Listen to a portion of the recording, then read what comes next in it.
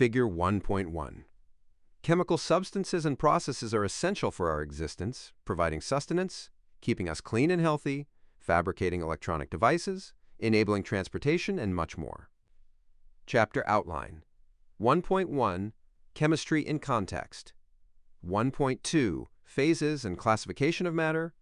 1.3. Physical and Chemical Properties. 1.4. Measurements. 1.5. Measurement, uncertainty, accuracy, and precision. 1.6. Mathematical treatment of measurement results. Your alarm goes off, and after hitting snooze once or twice, you pry yourself out of bed. You make a cup of coffee to help you get going, and then you shower, get dressed, eat breakfast, and check your phone for messages. On your way to school, you stop to fill your car's gas tank, almost making you late for the first day of chemistry class. As you find a seat in the classroom, you read the question projected on the screen. Welcome to class. Why should we study chemistry? Do you have an answer?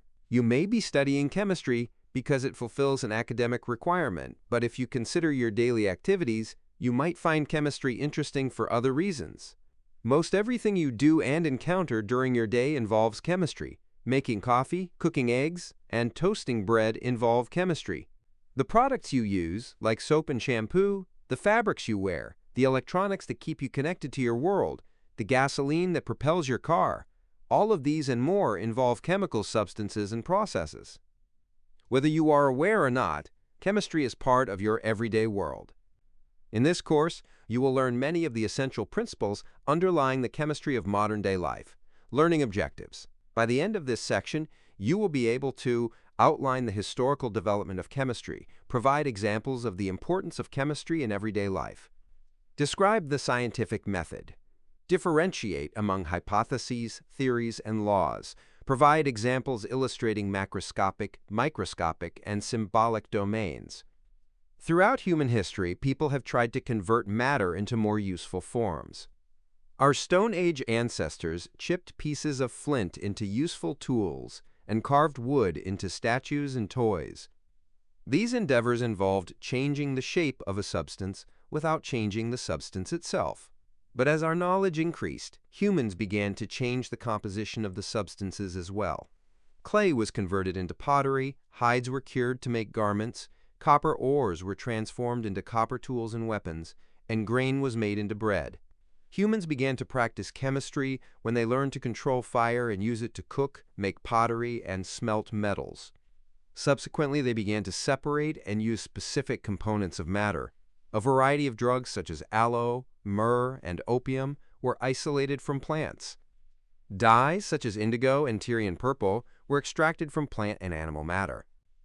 Metals were combined to form alloys. For example, copper and tin were mixed together to make bronze, and more elaborate smelting techniques produced iron. Alkalis were extracted from ashes, and soaps were prepared by combining these alkalis with fats. Alcohol was produced by fermentation and purified by distillation. Attempts to understand the behavior of matter extend back for more than 2,500 years. As early as the 6th century BC, Greek philosophers discussed a system in which water was the basis of all things. You may have heard of the Greek postulate that matter consists of 4 elements: earth, air, fire, and water. Subsequently, an amalgamation of chemical technologies and philosophical speculations was spread from Egypt, China, and the Eastern Mediterranean by alchemists who endeavored to transform base metals, such as lead, into noble metals like gold, and to create elixirs to cure disease and extend life. Figure 1.2. Figure 1.2a. This portrayal shows an alchemist's workshop circa 1580. Although alchemy made some useful contributions to how to manipulate matter, it was not scientific by modern standards. B. While the equipment used by Alma Levant Hayden in this 1952 picture might not seem as sleek as you might find in a lab today, her approach was highly methodical and carefully recorded. A department head at the FDA, Hayden is most famous for exposing an aggressively marketed anti-cancer drug as nothing more than an unhelpful solution of common substances. Credit A. Chemical Heritage Foundation, B. NIH History Office. From alchemy came the historical progressions that led to modern chemistry, the isolation of drugs from natural sources, such as plants and animals. But while many of the substances extracted or processed from those natural sources were critical in the treatment of diseases, many were scarce. For example, progesterone, which is critical to women's health, became available as a medicine in 1935, but its animal sources produced extremely small quantities, limiting its availability and increasing its expense.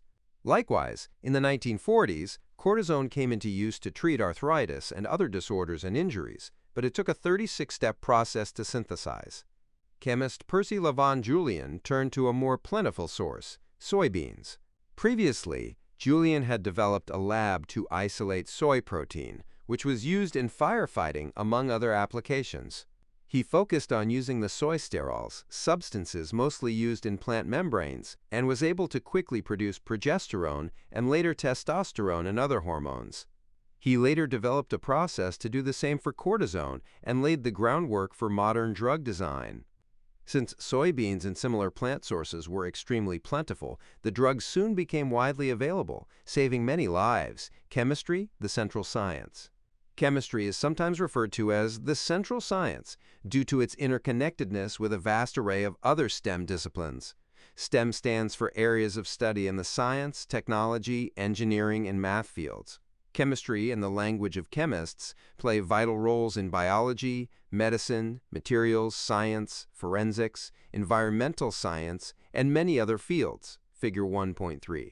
The basic principles of physics are essential for understanding many aspects of chemistry, and there is extensive overlap between many subdisciplines within the two fields, such as chemical physics and nuclear chemistry.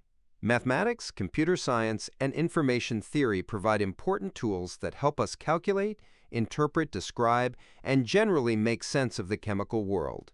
Biology and chemistry converge in biochemistry, which is crucial to understanding the many complex factors and processes that keep living organisms, such as us, alive. Chemical engineering, materials science, and nanotechnology combine chemical principles and empirical findings to produce useful substances, ranging from gasoline to fabrics to electronics. Agriculture, food science, veterinary science, and brewing and winemaking help provide sustenance in the form of food and drink to the world's population. Medicine, pharmacology, biotechnology, and botany identify and produce substances that help keep us healthy. Environmental science, geology, oceanography, and atmospheric science incorporate many chemical ideas to help us better understand and protect our physical world. Chemical ideas are used to help understand the universe in astronomy and cosmology. Figure 1.3. Knowledge of chemistry is central to understanding a wide range of scientific disciplines. This diagram shows just some of the interrelationships between chemistry and other fields. What are some changes in matter that are essential to daily life? Digesting and assimilating food, synthesizing polymers that are used to make clothing, containers, cookware, and credit cards, and refining crude oil into gasoline and other products are just a few examples. As you proceed through this course, you will discover many different examples of changes in the composition and structure of matter, how to classify these changes and how they occurred, their causes, the changes in energy that accompany them, and the principles and laws involved. As you learn about these things, you will be learning chemistry, the study of the composition, properties, and interactions of matter. The practice of chemistry is not limited to chemistry books or laboratories. It happens whenever someone is involved in changes in matter or in conditions that may lead to such changes. The scientific method. Chemistry is a science based on observation and experimentation. Doing chemistry involves attempting to answer questions and explain observations in terms of the laws and theories of chemistry, using procedures that are accepted by the scientific community. There is no single route to answering a question or explaining an observation, but there is an aspect common to every approach. Each uses knowledge based on experiments that can be reproduced to verify the results. Some routes involve a hypothesis, a tentative explanation of observations that acts as a guide for gathering and checking information. A hypothesis is tested by experimentation, calculation, and/or comparison with the experiments of others and then refined as needed. Some hypotheses are attempts to explain the behavior that is summarized in laws. The laws of science summarize a vast number of experimental observations and describe or predict some facet of the natural world. If such a hypothesis turns out to be capable of explaining a large body of experimental data, it can reach the status of a theory. Scientific theories are well-substantiated, comprehensive, testable explanations of particular aspects of nature. Theories are accepted because they provide satisfactory explanations, but they can be modified if new data become available. The path of discovery that leads from question and observation to law or hypothesis to theory, combined with experimental verification of the hypothesis and any necessary modification of the theory, is called the scientific method. Figure 1.4. Figure 1.4. The scientific method follows a process similar to the one shown in this diagram. All the key components are shown in roughly the right order. Scientific progress is seldom neat and clean. It requires open inquiry and the reworking of questions and ideas in response to findings, the domains of chemistry. Chemists study and describe the behavior of matter and energy in three different domains: macroscopic, microscopic, and symbolic. These domains provide different ways of considering and describing chemical behavior. Macro is a Greek word that means large. The macroscopic domain is familiar to us. It is the realm of everyday things that are large enough to be sensed directly by human sight or touch. In daily life, this includes the food you eat and the breeze you feel on your face. The macroscopic domain includes everyday and laboratory chemistry, where we observe and measure physical and chemical properties such as density, solubility, and flammability. Micro comes from Greek and means small. The microscopic domain of chemistry is often visited in the imagination. Some aspects of the microscopic domain are visible through standard optical microscopes, for example, many biological cells. More sophisticated instruments are capable of imaging even smaller entities, such as molecules and atoms. See Figure 1.5b. However, most of the subjects in the microscopic domain of chemistry are too small to be seen even with the most advanced microscopes and may only be pictured in the mind. Other components of the microscopic domain include ions and electrons, protons and neutrons, and chemical bonds, each of which is far too small to see. The symbolic domain contains the specialized language used to represent components of the macroscopic and microscopic domains. Chemical symbols, such as those used in the periodic table, chemical formulas, and chemical equations are part of the symbolic domain, as are graphs, drawings, and calculations. These symbols play an important role in chemistry because they help interpret the behavior of the macroscopic domain in terms of the components of the microscopic domain. One of the challenges for students learning chemistry is recognizing that the same symbols can represent different things in the macroscopic and microscopic domains, and one of the features that makes chemistry fascinating is the use of a domain that must be imagined to explain behavior in a domain that can be observed. A helpful way to understand the three domains is via the essential and ubiquitous substance of water.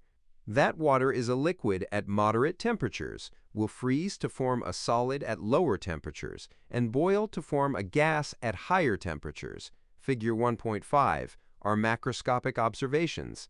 But some properties of water fall into the microscopic domain, what cannot be observed with the naked eye. The description of water as comprising 2 hydrogen atoms and 1 oxygen atom, and the explanation of freezing and boiling in terms of attractions between these molecules, is within the microscopic arena. The formula H2O, which can describe water at either the macroscopic or microscopic levels, is an example of the symbolic domain. The abbreviations G for gas, S for solid, and L for liquid are also symbolic. Figure 1.5 A, moisture in the air, icebergs, and the ocean represent water in the macroscopic domain. B, at the molecular level, microscopic domain, gas molecules are far apart and disorganized, solid water molecules are close together and organized, and liquid molecules are close together and disorganized. C, the formula H2O symbolizes water, and G, S, and L symbolize its phases. Note that clouds are actually comprised of either very small liquid water droplets or solid water crystals. Gaseous water in our atmosphere is not visible to the naked eye, although it may be sensed as humidity. Learning objectives. By the end of this section, you will be able to describe the basic properties of each physical state of matter: solid, liquid, and gas. Distinguish between mass and weight. Apply the law of conservation of matter. Classify matter as an element, compound, homogeneous mixture, or heterogeneous mixture with regard to its physical state and composition. Define and give examples of atoms and molecules. Matter is defined as anything that occupies space and has mass, and it is all around us. Solids and liquids are more obviously matter. We can see that they take up space, and their weight tells us that they have mass. Gases are also matter. If gases did not take up space, a balloon would not inflate, increase its volume, when filled with gas. Solids, liquids, and gases are the three states of matter commonly found on Earth, Figure 1.6. A solid is rigid and possesses a definite shape. A liquid flows and takes the shape of its container, except that it forms a flat or slightly curved upper surface when acted upon by gravity. In zero gravity, liquids assume a spherical shape. Both liquid and solid samples have volumes that are very nearly independent of pressure. A gas takes both the shape and volume of its container. Figure 1.6. The three most common states or phases of matter are solid, liquid, and gas. A fourth state of matter, plasma, occurs naturally in the interiors of stars. A plasma is a gaseous state of matter that contains appreciable numbers of electrically charged particles. Figure 1.7. The presence of these charged particles imparts unique properties to plasmas that justify their classification as a state of matter distinct from gases. In addition to stars, plasmas are found in some other high-temperature environments, both natural and man-made, such as lightning strikes, certain television screens, and specialized analytical instruments used to detect trace amounts of metals. Figure 1.7. A plasma torch can be used to cut metal. Some samples of matter appear to have properties of solids, liquids, and/or gases at the same time. This can occur when the sample is composed of many small pieces. For example, we can pour sand as if it were a liquid because it is composed of many small grains of solid sand.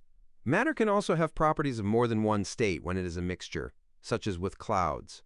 Clouds appear to behave somewhat like gases, but they are actually mixtures of air, gas, and tiny particles of water, liquid or solid. The mass of an object is a measure of the amount of matter in it. One way to measure an object's mass is to measure the force it takes to accelerate the object. It takes much more force to accelerate a car than a bicycle because the car has much more mass. A more common way to determine the mass of an object is to use a balance to compare its mass with a standard mass. Although weight is related to mass, it is not the same thing. Weight refers to the force that gravity exerts on an object. This force is directly proportional to the mass of the object. The weight of an object changes as the force of gravity changes, but its mass does not. An astronaut's mass does not change just because she goes to the moon. But her weight on the moon is only 1/6 her earthbound weight, because the moon's gravity is only 1/6 that of the Earth's. She may feel weightless during her trip when she experiences negligible external forces, gravitational or any other, although she is, of course, never massless. The law of conservation of matter summarizes many scientific observations about matter. It states that there is no detectable change in the total quantity of matter present when matter converts from one type to another, a chemical change, or changes among solid, liquid, or gaseous states, a physical change. Brewing beer and the operation of batteries provide examples of the conservation of matter. Figure 1.8. During the brewing of beer, the ingredients, water, yeast, grains, malt, hops, and sugar are converted into beer, water, alcohol, carbonation, and flavoring substances, with no actual loss of substance. This is most clearly seen during the bottling process, when glucose turns into ethanol and carbon dioxide, and the total mass of the substances does not change. This can also be seen in a lead-acid car battery. The original substances, lead, lead oxide, and sulfuric acid, which are capable of producing electricity, are changed into other substances, lead, sulfate, and water, that do not produce electricity, with no change in the actual amount of matter. Figure 1.8a. The mass of beer precursor materials is the same as the mass of beer produced. Sugar has become alcohol and carbon dioxide. B. The mass of the lead oxide, and sulfuric acid consumed by the production of electricity is exactly equal to the mass of lead, sulfate, and water that is formed. Although this conservation law holds true for all conversions of matter, convincing examples are few and far between because, outside of the controlled conditions in a laboratory, we seldom collect all of the material that is produced during a particular conversion. For example, when you eat, digest, and assimilate food, all of the matter in the original food is preserved. But because some of the matter is incorporated into your body, and much is excreted as various types of waste, it is challenging to verify by measurement. Classifying matter. Matter can be classified into several categories. Two broad categories are mixtures and pure substances. A pure substance has a constant composition. All specimens of a pure substance have exactly the same makeup and properties. Any sample of sucrose, table sugar, consists of 42.1% carbon, 6.5% hydrogen, and 51.4% oxygen by mass. Any sample of sucrose also has the same physical properties, such as melting point, color, and sweetness, regardless of the source from which it is isolated. Pure substances may be divided into two classes, elements and compounds. Pure substances that cannot be broken down into simpler substances by chemical changes are called elements. Iron, silver, gold, aluminum, sulfur, oxygen, and copper are familiar examples of the more than 100 known elements, of which about 90 occur naturally on the Earth, and 24 or so have been created in laboratories. Pure substances that are comprised of two or more elements are called compounds. Compounds may be broken down by chemical changes to yield either elements or other compounds, or both. Mercury oxide, an orange crystalline solid, can be broken down by heat into the elements mercury and oxygen, figure 1.9. When heated in the absence of air, the compound sucrose is broken down into the element carbon and the compound water. The initial stage of this process, when the sugar is turning brown, is known as caramelization. This is what imparts the characteristic sweet and nutty flavor to caramel apples, caramelized onions, and caramel. Silver I-chloride is a white solid that can be broken down into its elements, silver and chlorine, by absorption of light. This property is the basis for the use of this compound in photographic films and photochromic eyeglasses, those with lenses that darken when exposed to light. Figure 1.9a, the compound mercury, oxide, B, when heated, C, decomposes into silvery droplets of liquid mercury and invisible oxygen gas. Credit: Modification of work by Paul Flowers. The properties of combined elements are different from those in the free or uncombined state. For example, white crystalline sugar, sucrose, is a compound resulting from the chemical combination of the element carbon, which is a black solid in one of its uncombined forms, and the two elements hydrogen and oxygen, which are colorless gases when uncombined. Free sodium, an element that is a soft, shiny, metallic solid, and free chlorine, an element that is a yellow-green gas, combine to form sodium chloride, table salt, a compound that is a white crystalline solid. A mixture is composed of two or more types of matter that can be present in varying amounts and can be separated by physical changes, such as evaporation. You will learn more about this later. A mixture with a composition that varies from point to point is called a heterogeneous mixture. Italian dressing is an example of a heterogeneous mixture, figure 1.10. Its composition can vary because it may be prepared from varying amounts of oil, vinegar, and herbs. It is not the same from point to point throughout the mixture. One drop may be mostly vinegar, whereas a different drop may be mostly oil or herbs because the oil and vinegar separate and the herbs settle. Other examples of heterogeneous mixtures are chocolate chip cookies. We can see the separate bits of chocolate, nuts, and cookie dough, and granite. We can see the quartz, mica, feldspar, and more. A homogeneous mixture, also called a solution, exhibits a uniform composition and appears visually the same throughout.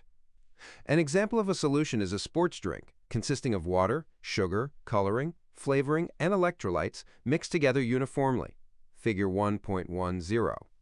Each drop of a sports drink tastes the same because each drop contains the same amounts of water, sugar, and other components. Note that the composition of a sports drink can vary. It could be made with somewhat more or less sugar, flavoring, or other components and still be a sports drink. Other examples of homogeneous mixtures include air, maple syrup, gasoline, and a solution of salt in water. Figure 1.10a. Oil and vinegar salad dressing is a heterogeneous mixture because its composition is not uniform throughout. B. A commercial sports drink is a homogeneous mixture because its composition is uniform throughout. Although there are just over 100 elements, tens of millions of chemical compounds result from different combinations of these elements.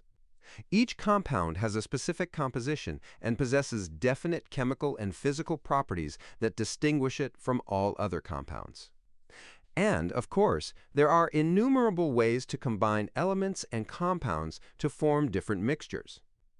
A summary of how to distinguish between the various major classifications of matter is shown in Figure 1.11. Figure 1.11. Depending on its properties, a given substance can be classified as a homogeneous mixture, a heterogeneous mixture, a compound, or an element. 11 elements make up about 99% of the Earth's crust and atmosphere. Table 1.1. Oxygen constitutes nearly 1/2, and silicon about 1/4 of the total quantity of these elements. A majority of elements on Earth are found in chemical combinations with other elements. About 1/4 of the elements are also found in the free state. Elemental composition of Earth. Element symbol percent mass. Element symbol percent mass. Oxygen O, 49.20, chlorine Cl 0.19. Silicon Si, 25.67, phosphorus P 0.11. Aluminum Al, 7.50, manganese Mn 0.09. Iron Fe, 4.71, carbon C 0.08. Calcium C, A 3.39, sulfur S 0.06, sodium Ni 2.63, barium Bi 0.04, potassium K 2.40, nitrogen N 0.03, magnesium Mg 1.93, fluorine F 0.03, hydrogen H 0.87, strontium senior 0.02, titanium Ti 0.58, all others -0.47. Table 1.1. Atoms and molecules. An atom is the smallest particle of an element that has the properties of that element and can enter into a chemical combination. Consider the element gold, for example. Imagine cutting a gold nugget in half, then cutting one of the halves in half, and repeating this process until a piece of gold remained that was so small that it could not be cut in half, regardless of how tiny your knife may be. This minimally sized piece of gold is an atom, from the Greek atomos, meaning indivisible. Figure 1.12. This atom would no longer be gold if it were divided any further. Figure 1.12a. This photograph shows a gold nugget, B. A scanning tunneling microscope, STM, can generate views of the surfaces of solids, such as this image of a gold crystal. Each sphere represents one gold atom. The first suggestion that matter is composed of atoms is attributed to the Greek philosophers Leucippus and Democritus, who developed their ideas in the 5th century BCE. However, it was not until the early 19th century that John Dalton, 1766 to 1844, a British schoolteacher with a keen interest in science, supported this hypothesis with quantitative measurements. Since that time, repeated experiments have confirmed many aspects of this hypothesis, and it has become one of the central theories of chemistry. Other aspects of Dalton's atomic theory are still used, but with minor revisions. Details of Dalton's theory are provided in the chapter on atoms and molecules. An atom is so small that its size is difficult to imagine. One of the smallest things we can see with our unaided eye is a single thread of a spiderweb.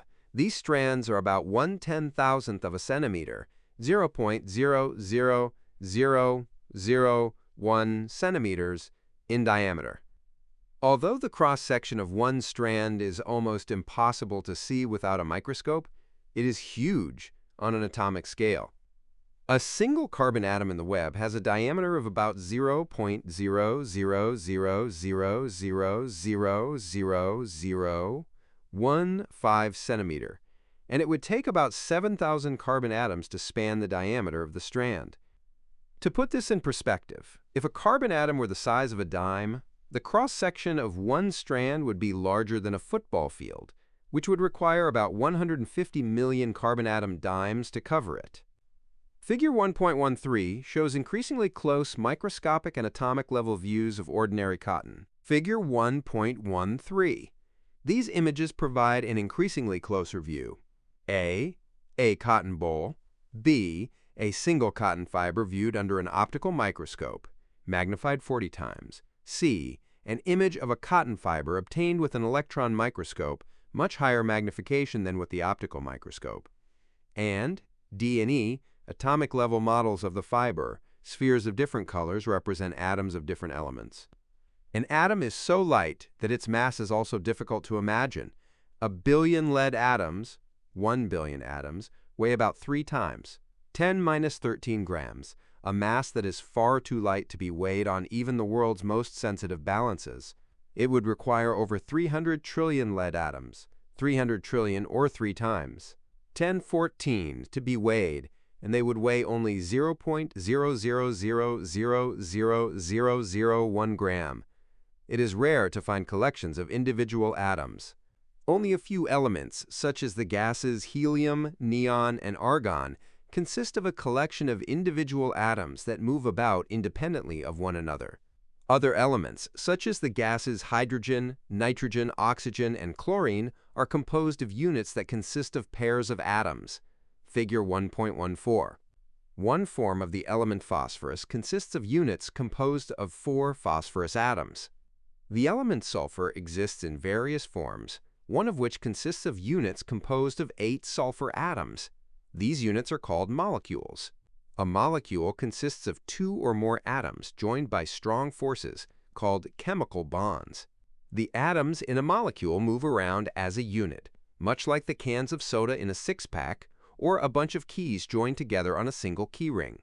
A molecule may consist of 2 or more identical atoms, as in the molecules found in the elements hydrogen, oxygen, and sulfur, or it may consist of 2 or more different atoms, as in the molecules found in water. Each water molecule is a unit that contains 2 hydrogen atoms and 1 oxygen atom. Each glucose molecule is a unit that contains 6 carbon atoms, 12 hydrogen atoms, and 6 oxygen atoms.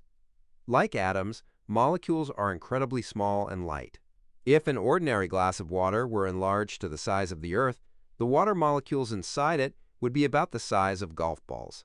Figure 1.14.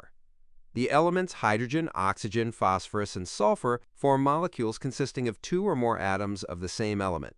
The compounds water, carbon dioxide, and glucose consist of combinations of atoms of different elements. Chemistry in everyday life.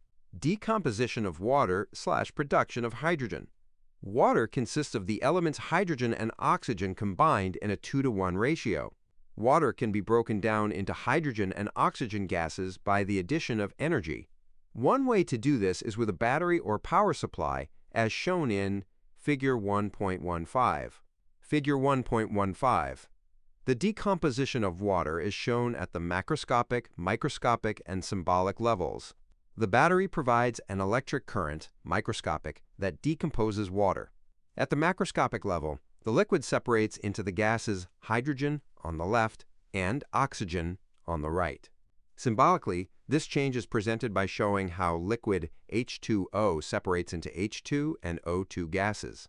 The breakdown of water involves a rearrangement of the atoms in water molecules into different molecules, each composed of 2 hydrogen atoms and 2 oxygen atoms, respectively. 2 water molecules form 1 oxygen molecule and 2 hydrogen molecules. The representation for what occurs 2H2OL, 2H2G plus O2G, will be explored in more depth in later chapters.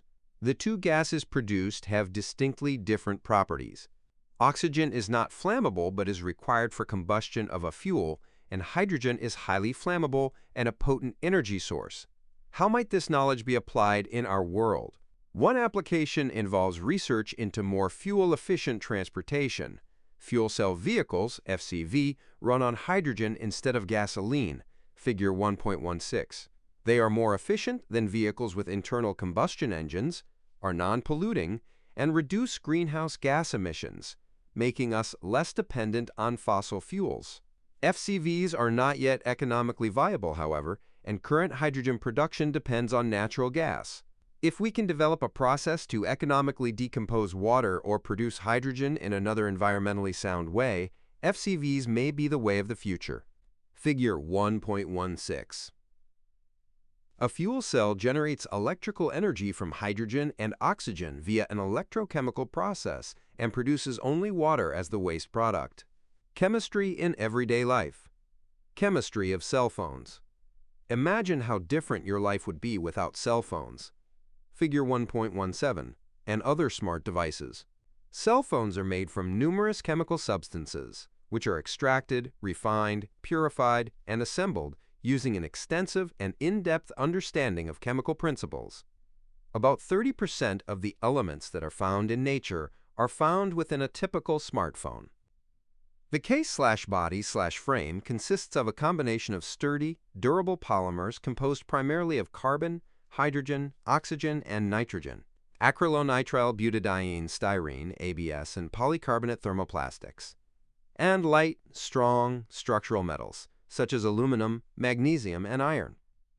The display screen is made from a specially toughened glass, silica glass strengthened by the addition of aluminum, sodium, and potassium, and coated with a material to make it conductive, such as indium tin oxide.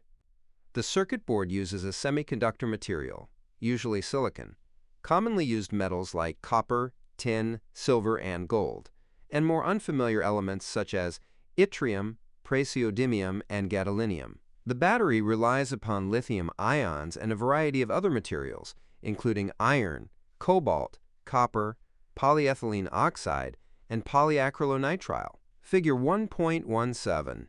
Almost one-third of naturally occurring elements are used to make a cell phone. Credit, Modification of Work by John Taylor. Learning objectives.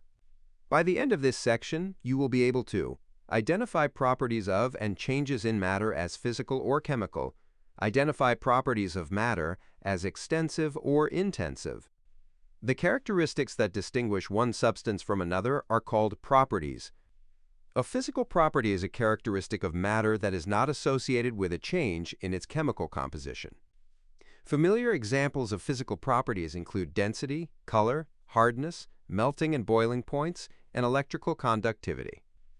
Some physical properties, such as density and color, may be observed without changing the physical state of the matter. Other physical properties, such as the melting temperature of iron or the freezing temperature of water, can only be observed as matter undergoes a physical change. A physical change is a change in the state or properties of matter without any accompanying change in the chemical identities of the substances contained in the matter.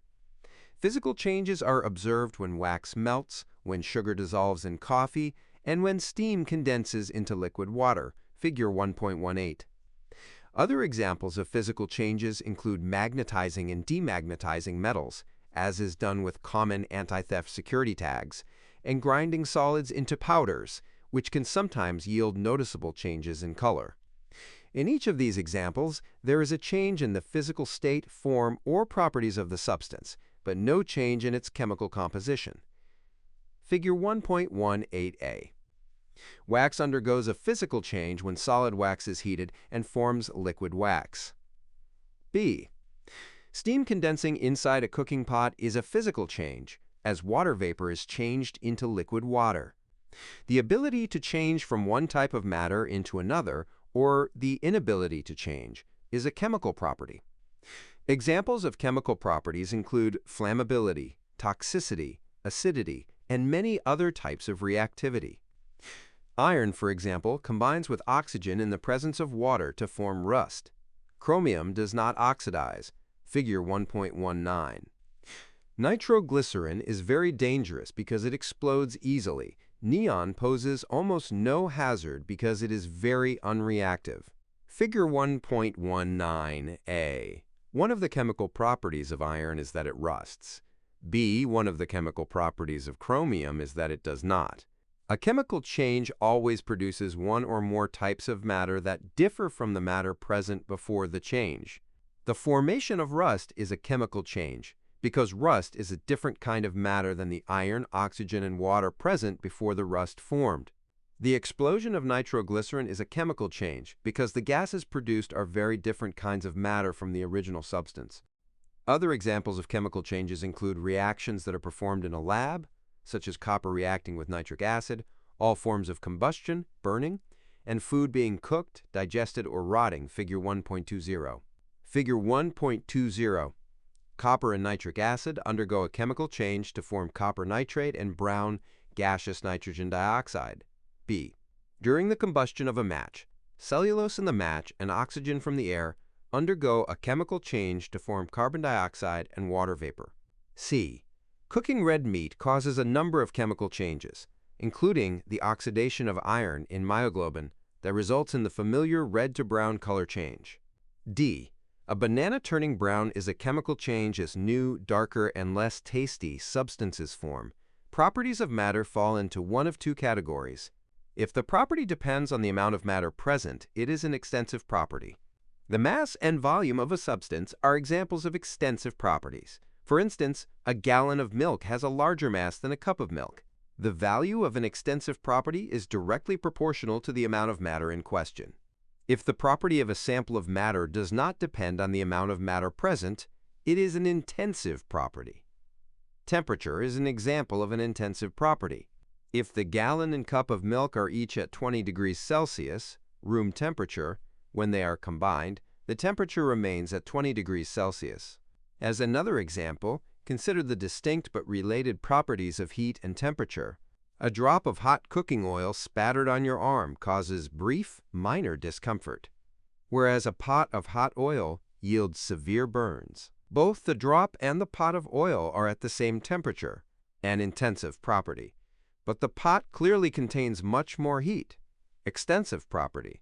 Chemistry in everyday life. Hazard diamond. You may have seen the symbol shown in figure 1.21 on containers of chemicals in a laboratory or workplace.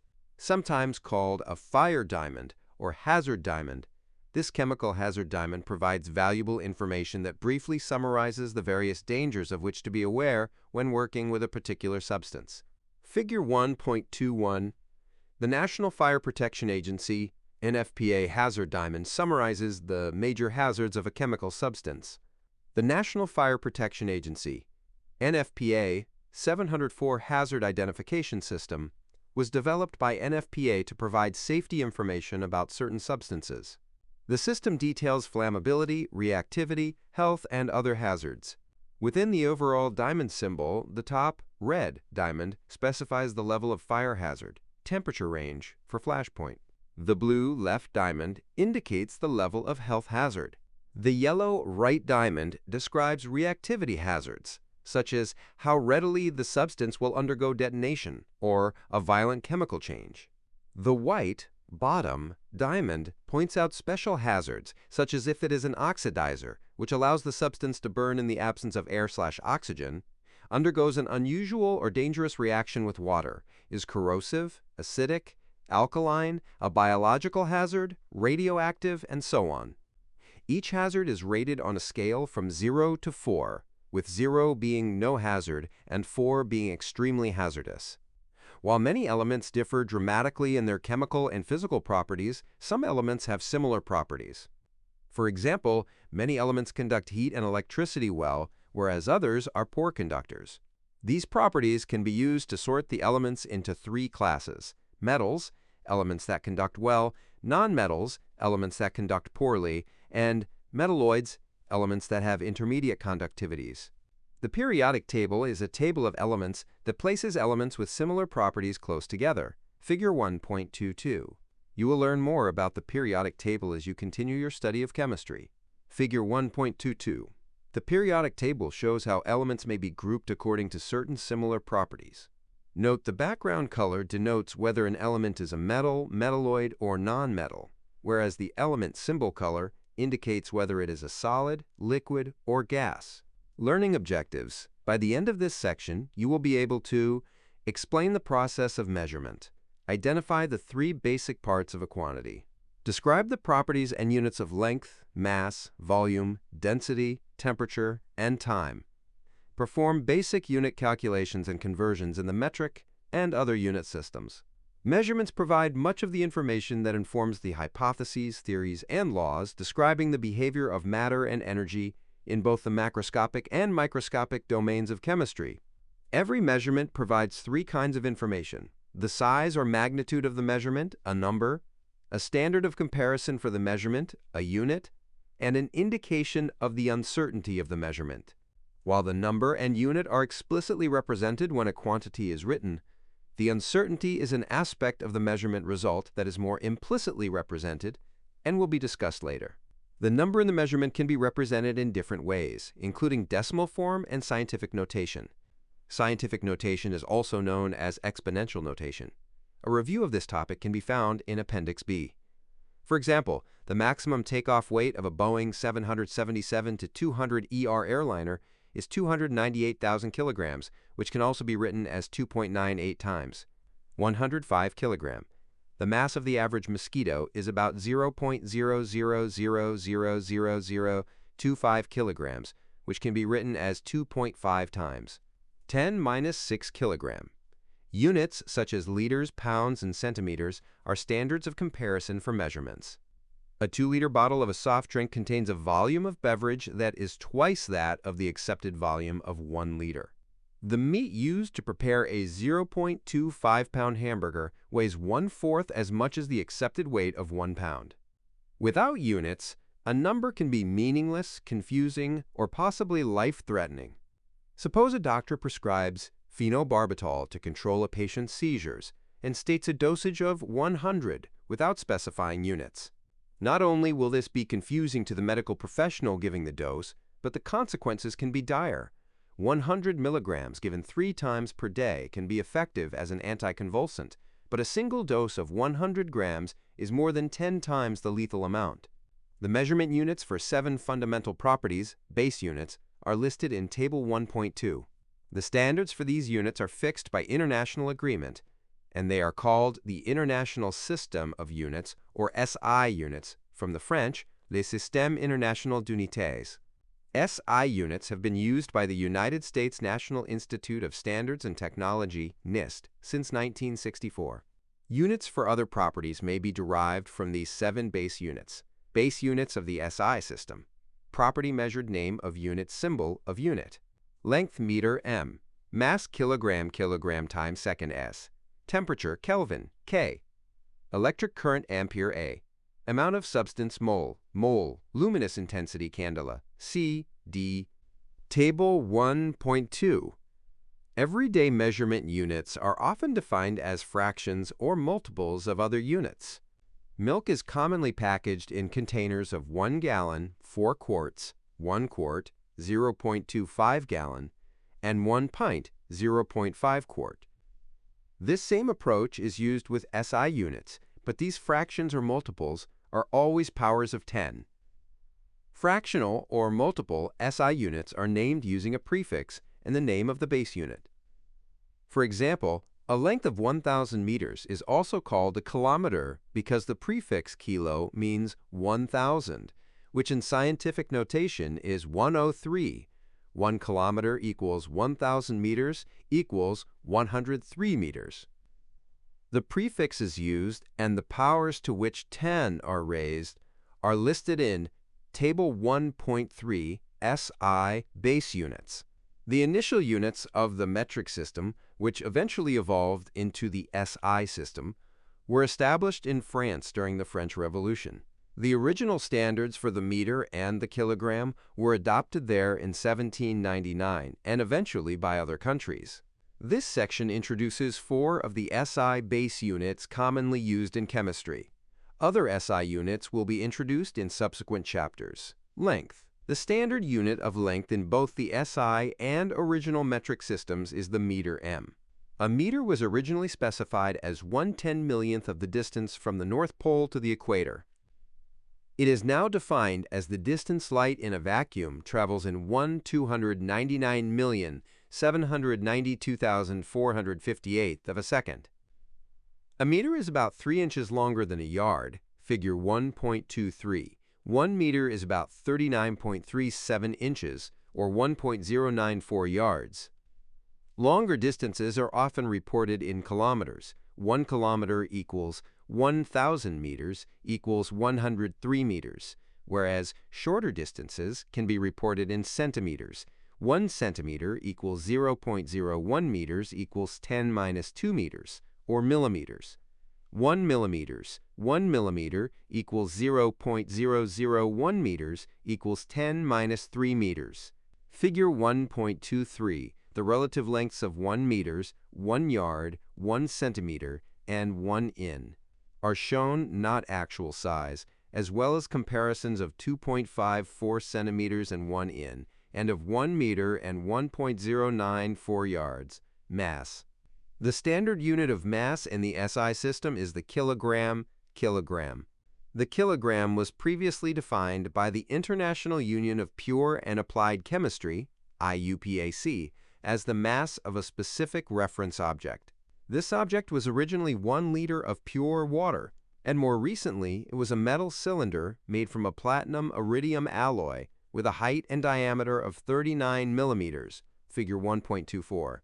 In May 2019, this definition was changed to one that is based instead on precisely measured values of several fundamental physical constants. 1. 1 kilogram is about 2.2 pounds. The gram g is exactly equal to 1/1000th of the mass of the kilogram, 10 minus 3 kilogram. Figure 1.24. This replica prototype kilogram, as previously defined, is housed at the National Institute of Standards and Technology, NIST, in Maryland. Credit: National Institutes of Standards and Technology. Temperature. Temperature is an intensive property. The SI unit of temperature is the Kelvin K. The IUPAC convention is to use Kelvin, all lowercase, for the word K, uppercase, for the unit symbol, and neither the word degree nor the degree symbol degree. The degree Celsius, degree C, is also allowed in the SI system, with both the word degree and the degree symbol used for Celsius measurements. Celsius degrees are the same magnitude as those of Kelvin, but the two scales place their zeros in different places. Water freezes at 273.15 K, 0 degrees C, and boils at 373.15 K, 100 degrees Celsius, and normal human body temperature is approximately 310 K, 37 degrees Celsius. The conversion between these two units and the Fahrenheit scale will be discussed later in this chapter. Time. The SI base unit of time is the second S. Small and large time intervals can be expressed with the appropriate prefixes. For example, 3 microseconds equals 0.000003 S equals 3 times. 10 minus 6 and 5 megaseconds equals 5 million S equals 5 times, 106 S. Alternatively, hours, days, and years can be used. Derived SI units. We can derive many units from the 7 SI base units. For example, we can use the base unit of length to define a unit of volume, and the base units of mass and length to define a unit of density. Volume. Volume is the measure of the amount of space occupied by an object. The standard SI unit of volume is defined by the base unit of length. Figure 1.25. The standard volume is a cubic meter, M3, a cube with an edge length of exactly 1 meter. To dispense a cubic meter of water, we could build a cubic box with edge lengths of exactly 1 meter. This box would hold a cubic meter of water or any other substance. A more commonly used unit of volume is derived from the decimeter, 0.1 meters or 10 centimeters. A cube with edge lengths of exactly 1 decimeter contains a volume of 1 cubic decimeter, dm3. A liter L is the more common name for the cubic decimeter. 1 liter is about 1.06 quarts. A cubic centimeter, cm3, is the volume of a cube with an edge length of exactly 1 centimeter. The abbreviation cc for cubic centimeter is often used by health professionals. A cubic centimeter is equivalent to a milliliter, ml, and is 1/1000th of a liter. Figure 1.25a. The relative volumes are shown for cubes of 1 cubic meter, 1 cubic decimeter, 1L, and 1 cc, 1 milliliter, not to scale, B. The diameter of a dime is compared relative to the edge length of a 1 cm, 3, 1 ml cube density. We use the mass and volume of a substance to determine its density. Thus, the units of density are defined by the base units of mass and length. The density of a substance is the ratio of the mass of a sample of the substance to its volume. The SI unit for density is the kilogram per cubic meter, kilogram per cubic meter. For many situations, however, this is an inconvenient unit, and we often use grams per cc, gram per cc, for the densities of solids and liquids, and grams per liter, gram per liter, for gases. Although there are exceptions, most liquids and solids have densities that range from about 0.7 grams per cc, the density of gasoline, to 19 grams per cc, the density of gold. The density of air is about 1.2 grams per liter. Table 1.4 shows the densities of some common substances. While there are many ways to determine the density of an object, perhaps the most straightforward method involves separately finding the mass and volume of the object, and then dividing the mass of the sample by its volume. In the following example, the object's mass is measured using a scale, but its volume is calculated geometrically from length measurements. Density equals mass divided by volume. Example 1.1. Calculation of density. Gold, in bricks, bars, and coins, has been a form of currency for centuries. In order to swindle people into paying for a brick of gold without actually investing in a brick of gold, people have considered filling the centers of hollow gold bricks with lead to fool buyers into thinking that the entire brick is gold. It does not work.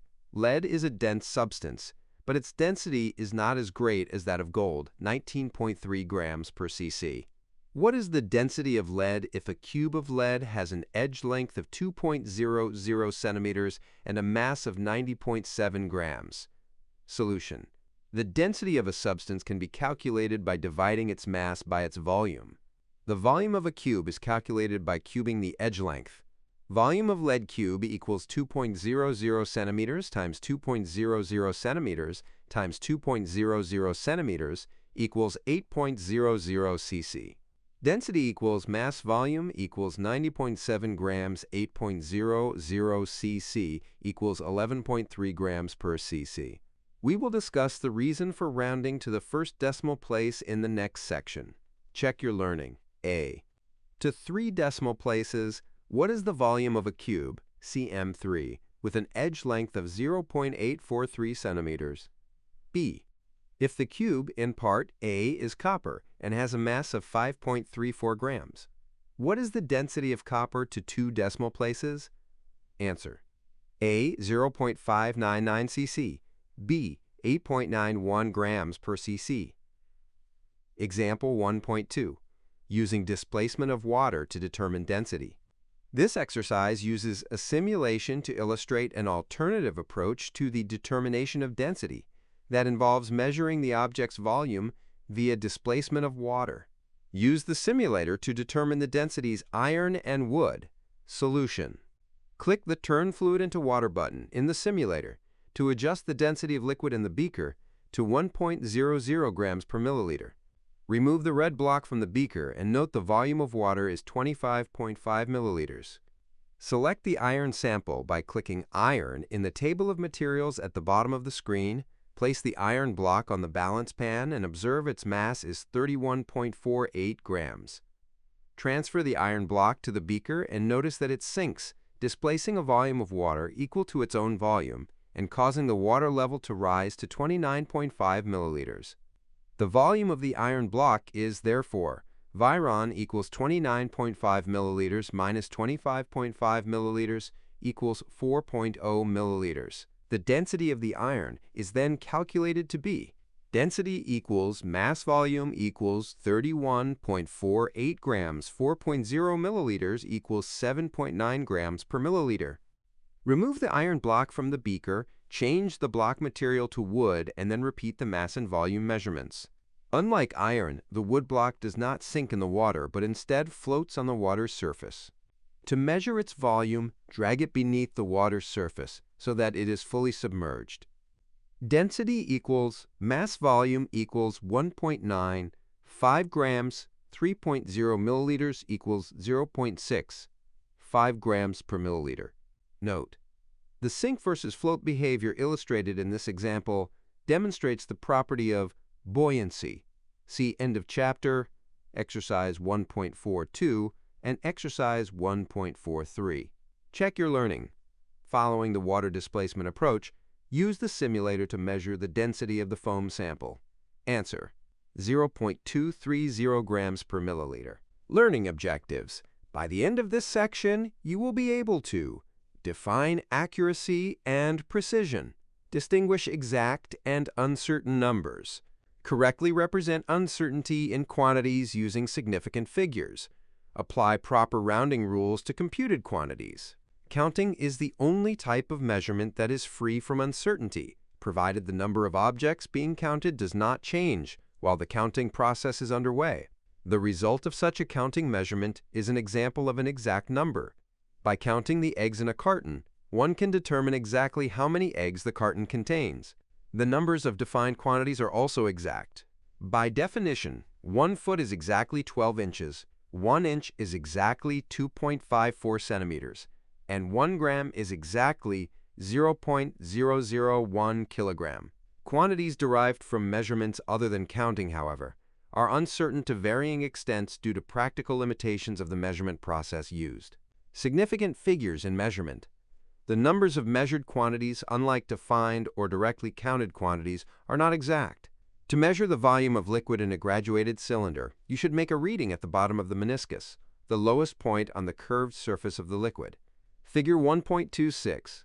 To measure the volume of liquid in this graduated cylinder, you must mentally subdivide the distance between the 21 and 22 milliliters marks into tenths of a milliliter, and then make a reading, estimate, at the bottom of the meniscus. Refer to the illustration in Figure 1.26. The bottom of the meniscus in this case clearly lies between the 21 and 22 markings, meaning the liquid volume is certainly greater than 21 milliliters, but less than 22 milliliters.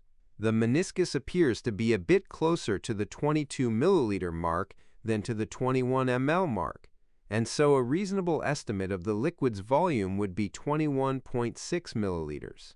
In the number 21.6, then, the digits 2 and 1 are certain, but the 6 is an estimate. Some people might estimate the meniscus position to be equally distant from each of the markings and estimate the 10th place digit as 5, while others may think it to be even closer to the 22 milliliter mark and estimate this digit to be 7. Note that it would be pointless to attempt to estimate a digit for the 100th place, given that the 10th place digit is uncertain. In general, numerical scales, such as the one on this graduated cylinder, will permit measurements to 1/10 of the smallest scale division. The scale in this case has 1 ml divisions, and so volumes may be measured to the nearest 0.1 milliliters. This concept holds true for all measurements, even if you do not actively make an estimate. If you place a quarter on a standard electronic balance, you may obtain a reading of 6.72 grams. The digits 6 and 7 are certain, and the 2 indicates that the mass of the quarter is likely between 6.71 and 6.73 grams. The quarter weighs about 6.72 grams, with a nominal uncertainty in the measurement of plus or minus 0.01 gram. If the coin is weighed on a more sensitive balance, the mass might be 6.723 grams. This means its mass lies between 6.722 and 6.724 grams, an uncertainty of 0.001 gram. Every measurement has some uncertainty, which depends on the device used and the user's ability. All of the digits in a measurement, including the uncertain last digit, are called significant figures or significant digits. Note that 0 may be a measured value. For example, if you stand on a scale that shows weight to the nearest pound and it shows 120, then the 100s, 2 10s, and 0 ones are all significant measured values. A measurement result is properly reported when its significant digits accurately represent the certainty of the measurement process. But what if you were analyzing a reported value and trying to determine what is significant and what is not?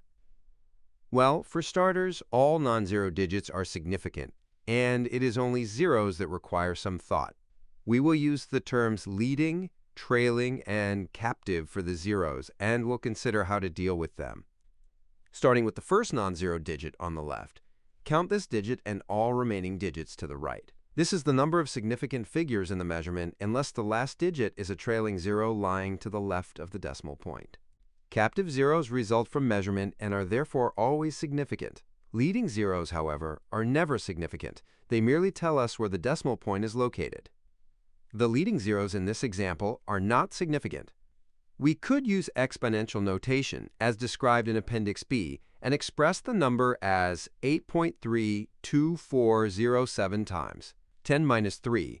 Then the number 8.32407 contains all of the significant figures, and 10 minus 3 locates the decimal point. The number of significant figures is uncertain in a number that ends with a 0 to the left of the decimal point location.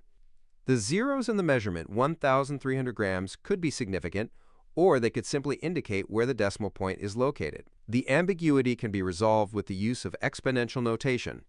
1.3 times. 103, two significant figures, 1.30 times. 103, three significant figures if the tens place was measured, or 1.300 times. 103, four significant figures if the ones place was also measured. In cases where only the decimal formatted number is available, it is prudent to assume that all trailing zeros are not significant. When determining significant figures, be sure to pay attention to reported values and think about the measurement and significant figures in terms of what is reasonable or likely when evaluating whether the value makes sense. For example, the official January 2014 census reported the resident population of the U.S. as 317,297,725. Do you think the U.S. population was correctly determined to the reported 9 significant figures, that is, to the exact number of people? People are constantly being born, dying, or moving into or out of the country, and assumptions are made to account for the large number of people who are not actually counted.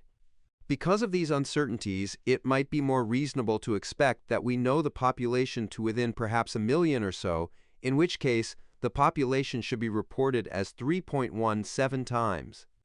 108 people, significant figures in calculations.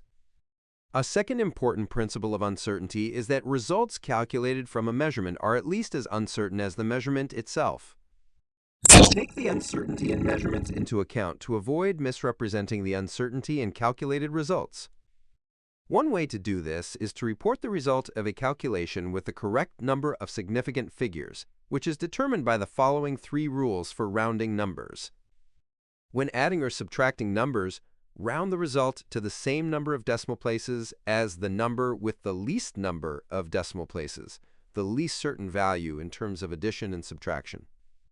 When multiplying or dividing numbers, round the result to the same number of digits as the number with the least number of significant figures, the least certain value in terms of multiplication and division.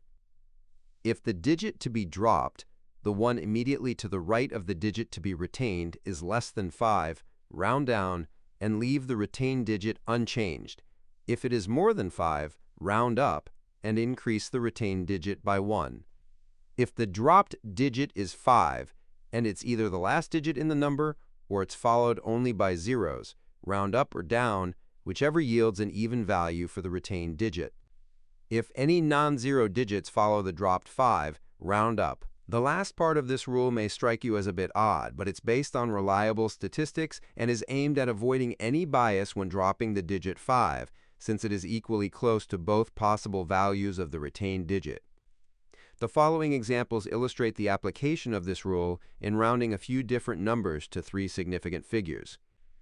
0.028675 rounds up to 0.0287. The dropped digit, 7, is greater than 5. 18.3384 rounds down to 18.3. The dropped digit, 3, is less than 5. 6.875, 2 rounds up to 6.88. The dropped digit is 5, and a non-zero digit follows it. 92.85 rounds down to 92.8. The dropped digit is 5, and the retained digit is even. Let's work through these rules with a few examples. Example 1.3, rounding numbers. Round the following to the indicated number of significant figures. A, 31.57 to 2 significant figures. B, 8.1649 to 3 significant figures. C, 0.051065 to 4 significant figures. D, 0.90275 to 4 significant figures. Solution. A, 31.57 rounds up to 32. The dropped digit is 5, and the retained digit is even. B, 8.1649 rounds down to 8.16. The dropped digit, 4, is less than 5. C, 0.05106, 5 rounds down to 0.05106. The dropped digit is 5, and the retained digit is even. D, 0.90275 rounds up to 0.9028. The dropped digit is 5, and the retained digit is even. Check your learning. Round the following to the indicated number of significant figures. A, 0.424 to 2 significant figures. B, 0.0038661 to 3 significant figures. C, 421.25 to 4 significant figures. D, 28,683.5 to 5 significant figures. Answer. A, 0.42. B, 0.00387. C, 421.2. D, 28,684. Example 1.4. Addition and subtraction with significant figures. Rule. When adding or subtracting numbers, round the result to the same number of decimal places as the number with the fewest decimal places, i.e., the least certain value in terms of addition and subtraction. A. Add 1.0023 grams and 4.383 grams. B. Subtract 421.23 grams from 486 grams. Solution. A, 1.0023 grams plus 4.383 grams, 5.3853 grams. Answer is 5.385 grams. Round to the thousandths place, 3 decimal places. B, 486g minus 421.23 grams, 64.77 grams. Answer is 65 grams. Round to the ones place, no decimal places. Check your learning. A, add 2.334 milliliters and 0.31 milliliters. B, subtract 55.8752 meters from 56.533 meters. Answer. A, 2.64 milliliters. B, 0.658 meters. Example 1.5. Multiplication and division with significant figures. Rule: when multiplying or dividing numbers, round the result to the same number of digits as the number with the fewest significant figures, the least certain value in terms of multiplication and division. A. Multiply 0.6238 centimeters by 6.6 centimeters. B. Divide 421.23 grams by 486 milliliters. Solution: A. 0.6238 centimeters times 6.6 centimeters equals 4.11708 square centimeters. Result is 4.1 square centimeters. Round to two significant figures. 4 significant figures times 2 significant figures, 2 significant figures. Answer: B. 421.23 grams, 486 milliliters equals 0.866728. Gram per milliliter. Result is 0.867 grams per milliliter. Round to 3 significant figures. 5 significant figures, 3 significant figures, 3 significant figures. Answer: check your learning. A. Multiply 2.334 centimeters and 0.320 centimeters. B. Divide 55.8752 meters by 56.53 s. Answer: A. 0.747 square centimeters. B. 0.9884 meters per second. In the midst of all these technicalities, it is important to keep in mind the reason for these rules about significant figures and rounding. To correctly represent the certainty of the values reported, and to ensure that a calculated result is not represented as being more certain than the least certain value used in the calculation. Example 1.6. Calculation with significant figures. One common bathtub is 13.44 decimeters long, 5.920 decimeters wide, and 2.54 decimeters deep. Assume that the tub is rectangular and calculate its approximate volume in liters. Solution: V equals L times W times D 13.44 decimeters times 5.920 decimeters times 2.54 decimeters, 202.09459.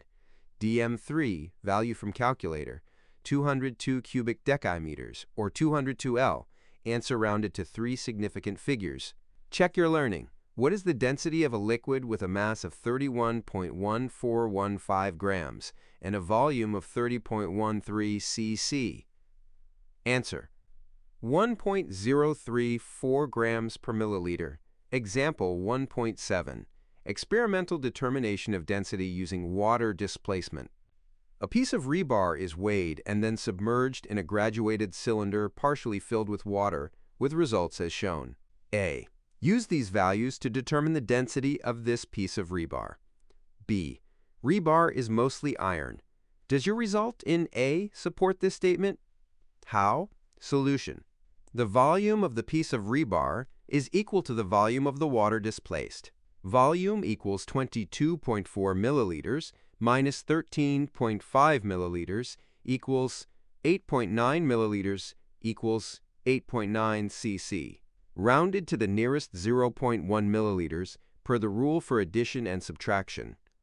The density is the mass to volume ratio. Density equals mass volume equals 69.658 grams, 8.9 cc equals 7.8 grams per cc. Rounded to 2 significant figures per the rule for multiplication and division. From Table 1.4, the density of iron is 7.9 grams per cc, very close to that of rebar, which lends some support to the fact that rebar is mostly iron. Check your learning. An irregularly shaped piece of a shiny yellowish material is weighed and then submerged in a graduated cylinder, with results as shown. A. Use these values to determine the density of this material. B. Do you have any reasonable guesses as to the identity of this material? Explain your reasoning. Answer: A. 19 grams per cc. B. It is likely gold, the right appearance for gold and very close to the density given for gold in Table 1.4. Accuracy and precision. Scientists typically make repeated measurements of a quantity to ensure the quality of their findings and to evaluate both the precision and the accuracy of their results. Measurements are said to be precise if they yield very similar results when repeated in the same manner. A measurement is considered accurate if it yields a result that is very close to the true or accepted value. Precise values agree with each other. Accurate values agree with a true value. These characterizations can be extended to other contexts, such as the results of an archery competition, Figure 1.27, Figure 1.27a. These arrows are close to both the bullseye and one another, so they are both accurate and precise. B. These arrows are close to one another, but not on target, so they are precise but not accurate. C. These arrows are neither on target nor close to one another, so they are neither accurate nor precise. Suppose a quality control chemist at a pharmaceutical company is tasked with checking the accuracy and precision of 3 different machines that are meant to dispense 10 ounces, 296 milliliters, of cough syrup into storage bottles. She proceeds to use each machine to fill 5 bottles and then carefully determines the actual volume dispensed, obtaining the results tabulated in Table 1.5. Volume ml of cough medicine, delivered by 10 ounce, 296 milliliters dispensers, dispenser number 1, dispenser number 2, dispenser number 3, 283.3, 298.3, 296.1, 284.1, 294.2, 295.9, 283.9, 296.0, 296.1, 284.0, 297.8, 296.0, 284.1, 293.9, 296.1, Table 1.5. Considering these results, she will report that dispenser number 1 is precise, values all close to one another within a few tenths of a milliliter, but not accurate. None of the values are close to the target value of 296 milliliters, each being more than 10 milliliters too low. Results for dispenser number 2 represent improved accuracy. Each volume is less than 3 milliliters away from 296 milliliters, but worse precision.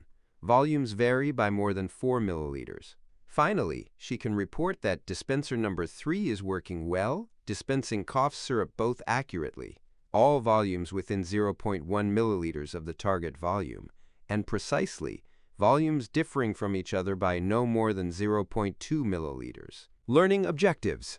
By the end of this section, you will be able to explain the dimensional analysis, factor label, approach to mathematical calculations involving quantities, use dimensional analysis to carry out unit conversions for a given property, and computations involving 2 or more properties. It is often the case that a quantity of interest may not be easy, or even possible, to measure directly, but instead must be calculated from other directly measured properties and appropriate mathematical relationships. For example, consider measuring the average speed of an athlete running sprints. This is typically accomplished by measuring the time required for the athlete to run from the starting line to the finish line and the distance between these 2 lines, and then computing speed from the equation that relates these 3 properties. Speed equals distance time. An Olympic quality sprinter can run 100 meters in approximately 10s, corresponding to an average speed of 100 meters 10s equals 10 meters per second. For this and the next calculation, assume that trailing zeros are significant digits. Note that this simple arithmetic involves dividing the numbers of each measured quantity to yield the number of the computed quantity. 100 divided by 10 equals 10, and likewise dividing the units of each measured quantity to yield the unit of the computed quantity. Meter per second equals meter per second. Now, consider using this same relation to predict the time required for a person running at this speed to travel a distance of 25 meters. The same relation among the 3 properties is used, but in this case, the 2 quantities provided are a speed, 10 meters per second, and a distance, 25 meters. To yield the sought property, time, the equation must be rearranged appropriately. Time equals distance speed. The time can then be computed as 25 meters, 10 meters per second equals 2.5s. Again, arithmetic on the numbers 25 divided by 10 equals 2.5 was accompanied by the same arithmetic on the units m, meter per second equals s to yield the number and unit of the result 2.5s. Note that just as for numbers, when a unit is divided by an identical unit, in this case meter per meter, the result is 1, or as commonly phrased, the units. These calculations are examples of a versatile mathematical approach known as dimensional analysis, or the factor label method. Dimensional analysis is based on this premise. The units of quantities must be subjected to the same mathematical operations as their associated numbers. This method can be applied to computations ranging from simple unit conversions to more complex multi-step calculations involving several different quantities. Conversion factors and dimensional analysis. A ratio of two equivalent quantities expressed with different measurement units can be used as a unit conversion factor. For example, the lengths of 2.54 centimeters and 1 in are equivalent by definition, and so a unit conversion factor may be derived from the ratio 2.54 centimeters 1 in. 2.54 centimeters equals 1 in, or 2.54 cmin.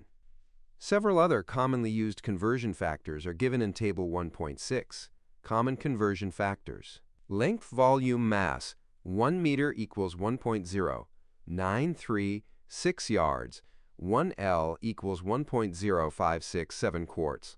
1 kilogram equals 2.2046 lb.